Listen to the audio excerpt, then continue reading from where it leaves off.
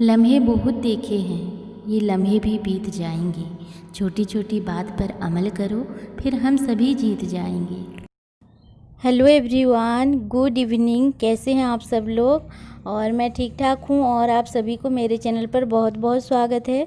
यहाँ पे टाइम हो रहा है शाम के बज रहे हैं अभी 6:30 से ऊपर हो चुका है। तो यहाँ पे मुझे भूख लग रही थी थोड़ा सा, और आपको तो पता ही है कि मैं डाइटिंग कर रही हूँ अभी। और दोपहर को मैं बस रोटी खाई थी, रोटी दाल सब्जी जो भी मैंने बनाया था सब्जी में।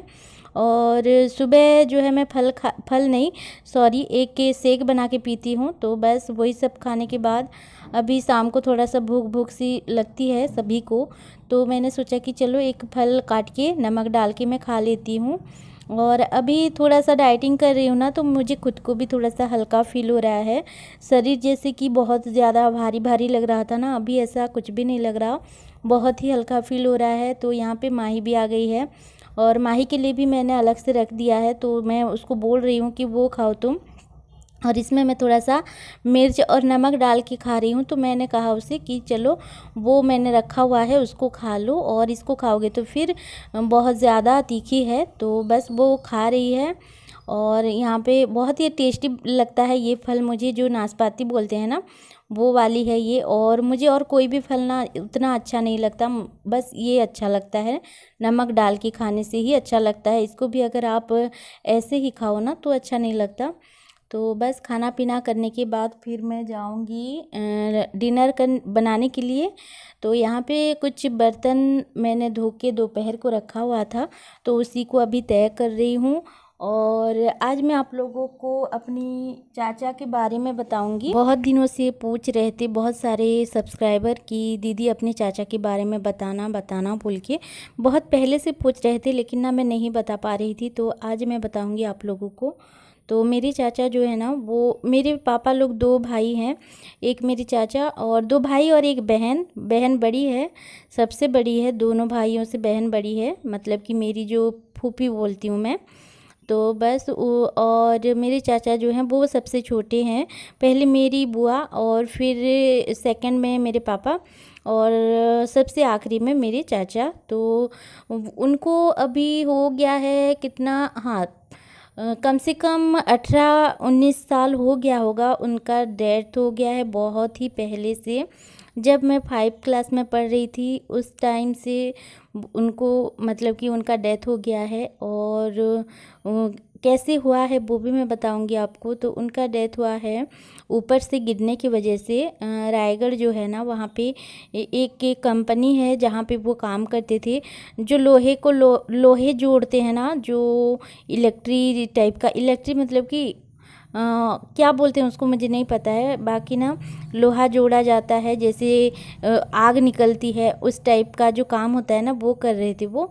तो ऊपर चढ़ के करना पड़ता था, और हमें नहीं पता कि वो खुद ब खुद गिर गए या फिर उसको उनको किसी ने मार दिया, या फिर हमें नहीं पता क्या हुआ है, क्योंकि उस टाइम हम लोग ना इस मतलब कि जगह के बारे में हमें पता भी नहीं था कि रायगढ़ जैसी कोई जगह होती है। तो इसीलिए हमें नहीं पता कि क्या हुआ था क्या नहीं।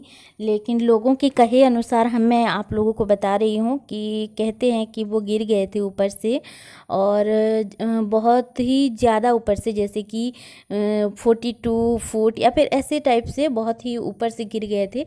और जहाँ पे वो गिरे थे ना, वहाँ पे बहुत सारे जो लोहे का सामान होता है ना, वो सारा कुछ वहाँ पे था। तो इसीलिए ना वो गिरते ही, मतलब कि उनका डेथ हो गया था गिरते ही। तो बस, और जब मैं 5 क्लास पढ़ रही थी तब से हुआ है। तो हमें नहीं बताया गया था कि उसका डेथ हो गया है चाचा का बोल के।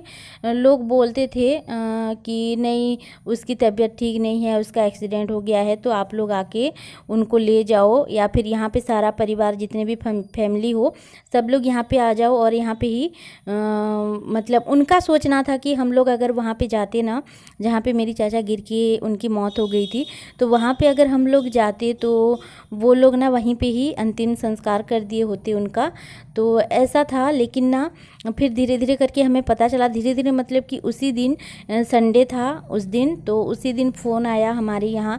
उस टाइम ना ऐसे मोबाइल वगैरह भी नहीं था, जो लैंडलाइन का फ़ोन होता है ना वहाँ पे फ़ोन आया था, और किसी के घर में फ़ोन आया था जहाँ पे वो जो फूफी हैं, मैं उनको फूफी बोलती हूँ, तो वो बुलाने आई थी कि मेरी मम्मी को वो भाभी बोलती हैं, तो भाभी आपका फ़ोन आया है आइए बोल के। तो मेरे पापा भी उस टाइम ना घर पे नहीं थे, बाहर कहीं पे काम करने गए थे। तो हम लोग गए, हम लोग मतलब मेरी मम्मी और मैं तो गए, और वहाँ पे ना जो उनकी मतलब कि जहाँ पे मेरी चाचा काम करते थे उनके यहाँ एक आदमी का फ़ोन था, और उन्होंने कहा कि ऐसा ऐसा बात है, और आपका जो देवर है वो अब इस दुनिया में नहीं है, और बहुत हो गया है, 3-4 घंटा उसकी डेथ हो गई है ऊपर से गिरने की वजह से। तो ये सब उसने कहा, और मेरी मम्मी पूरा काँपने लगी बिल्कुल। और मेरी चाची जो है ना, मेरी चाची और 2 बच्चे हैं उनके, तो वो लोग बेलपहाड़ में थे उस टाइम। तो मेरी चाची लोगों को नहीं पता था, पहले मेरी मम्मी को पता चला पहले, सबसे पहले। तो फिर मेरी मम्मी ना किसी को नहीं बताई, मेरे पापा को फ़ोन किया, और मेरे पापा भी घर आ गए। और ऐसे करते करते फिर ना हम लोग हमारे घर के पास ही मेरे एक भैया हैं जिनके बारे में मैं आप लोगों को बहुत पहले एक बार बता चुकी हूँ।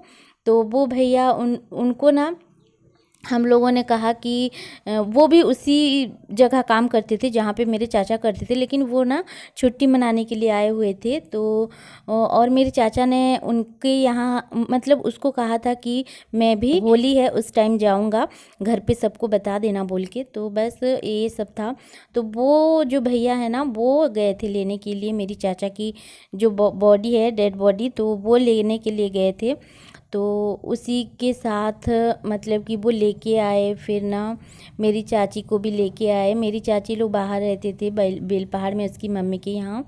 तो ये सब हुआ था मेरे चाचा के साथ। जब मेरे चाचा को घर पे लेके आए थे ना, तो उसका शरीर पूरा कहीं पे भी अच्छा नहीं था, पूरा मतलब कि कहीं पे घाव हुआ था, कहीं पे उसका जो सर है ना वो फट गया था, कि आंखें जो थी ना वो बाहर निकल गई थी, मतलब कि, और आंखें फूट, मतलब क्या बताऊँ, आंखें बिल्कुल ख़राब हो गई थी।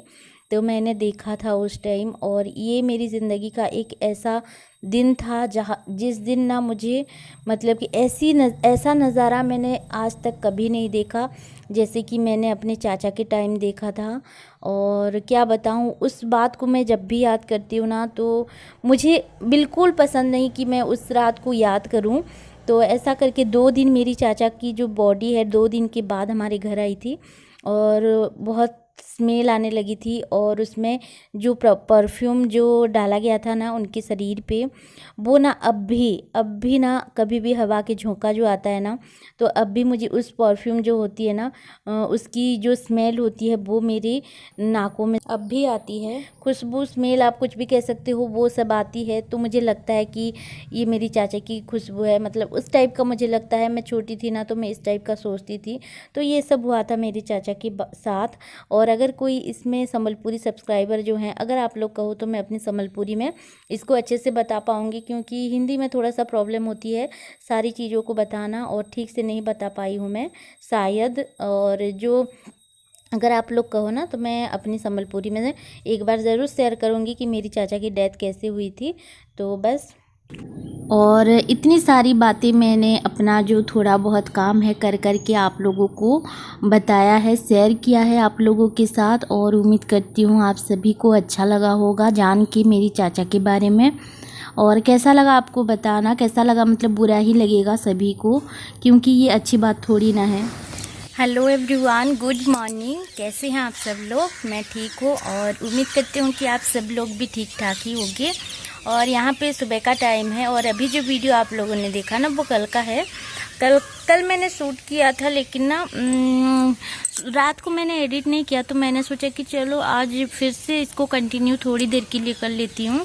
और कल मैंने अपने चाचा के बारे में बताया है आपको, क्योंकि बहुत सारे लोगों का क्वेश्चन था कि दी आपकी चाचा के बारे में थोड़ा सा बताइएगा बोल के, क्योंकि अभी से नहीं, बहुत पहले से था, जब से मेरी चाची हमारे घर आई थी ना, लॉकडाउन के 1-2 महीने पहले का। तो मेरी चाची एक बार आई थी हमारे यहाँ, तो मैं उनके बारे में आप लोगों से थोड़ी सी बताई थी, थोड़ा बहुत मैंने उनके बारे में शेयर किया था आप लोग के साथ। तो उसी दिन से जो है कमेंट आ रहे थे, बहुत दिन हो गया है कि दी अपनी चाचा के बारे में बताइए थोड़ा सा, और हम लोगों को भी जानना है। अगर हम किसी इंसान को देखते हैं ना, तो उसके बारे में हमें भी बहुत ही गहराई से जानना होता है, जैसे कि वो कैसी फैमिली की है, या फिर उसके साथ उसकी लाइफ का कुछ ऐसी चीज़ें जो कि उसके लाइफ में बहुत ही ज़्यादा मायने रखते हैं, या फिर कुछ उसकी लाइफ की कुछ तकलीफ़, उसकी लाइफ की कुछ खुशियाँ, मतलब सब कुछ जानना हमें बहुत पसंद होता है। क्योंकि मैं भी जितने ब्लॉगर की ब्लॉग देखती हूँ ना, पहले देखती थी, अभी तो नहीं देख रही हूँ, लेकिन ना जब मैं पहले सबकी ब्लॉग देखती थी तो मुझे भी ऐसा लगता है कि काश ये मुझे बताती। होता है ना कि कोई लोग होते हैं कि अगर आप कोई क्वेश्चन भी पूछो ना उनको, तो वो तो रिप्लाई भी नहीं देते हैं, और बताना तो दूर की बात है। तो ऐसा होता है, तो मैं ऐसा नहीं करना चाहती हूँ। सच बताऊँ, मैं भले ही कमेंट है आपका उसका रिप्लाई ना दूँ, लेकिन मैं सबके कमेंट पढ़ती हूँ, और मैं चाहती हूँ कि आप लोग की जितने भी क्वेश्चन है उसको आप लोगों को मैं पूरा करूँ, मतलब कि बताऊँ आप लोगों को कि ऐसा ऐसा है बोल के। तो बस मैं ऐसे सोचती हूँ, और बाकी लोगों का मैं नहीं कह सकती, पर मेरा सोचना ना ऐसा ही होता है कि मैं सारा कुछ जितने भी मेरी लाइफ में जो भी दुख है, तकलीफ़ है, या फिर खुशी हो या फिर गम हो, जो भी हो, मैं आप लोग के साथ शेयर करूँ। तो बस मेरी चाचू के बारे में आपको तो पता चल ही गया है, और जो लोग अभी इस दुनिया में नहीं है ना, उन लोगों की कमी ना हमेशा ही मतलब कि हो रहती ही है, और उन लोगों की कमी कोई भी पूरा नहीं कर सकता है, चाहे वो कोई भी हो। तो होता है, और कभी कभी लगता है कि काश वो लोग अभी ज़िंदा होते, काश वो लोग हमारे सामने होते, तो शायद ये ज़िंदगी और भी खुशहाल होती, और भी बहुत बेहतर बनती, मतलब बहुत ही अच्छा बनता लाइफ।